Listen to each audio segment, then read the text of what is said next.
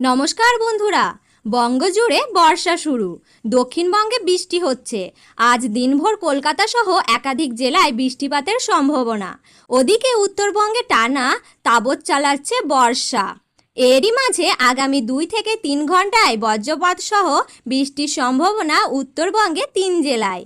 তো বন্ধুরা, আর কোন কোন জেলায় বর্ষার তাণ্ডব চালাবে জানিয়ে দেব সম্পূর্ণ বিস্তারিত এই ভিডিওটির মাধ্যমে।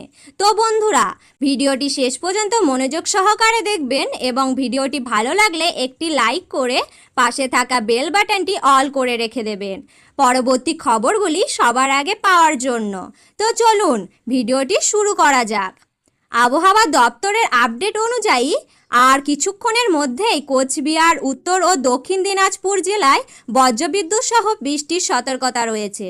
বজ্রপাতেরও আশঙ্কা রয়েছে। আগামী বুধবার পর্যন্ত উত্তরবঙ্গের একাধিক জেলায় ভারী বৃষ্টিপাত চলবে।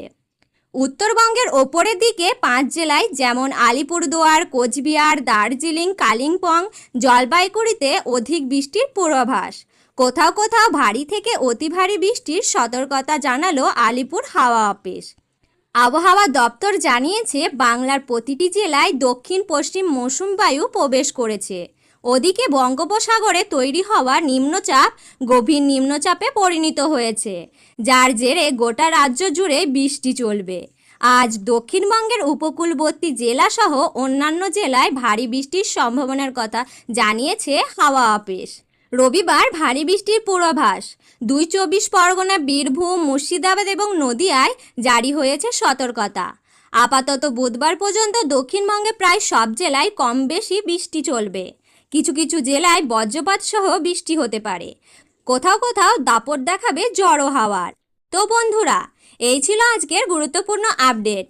এই রকম গুরুত্বপূর্ণ আপডেট সবার আগে পাওয়ার জন্য অবশ্যই আমাদের চ্যানেলটিকে সাবস্ক্রাইব করে রাখবেন এবং পাশে থাকা অল বাটনটি ক্লিক করে রাখবেন পরবর্তী খবরগুলি সবার আগে পাওয়ার জন্য।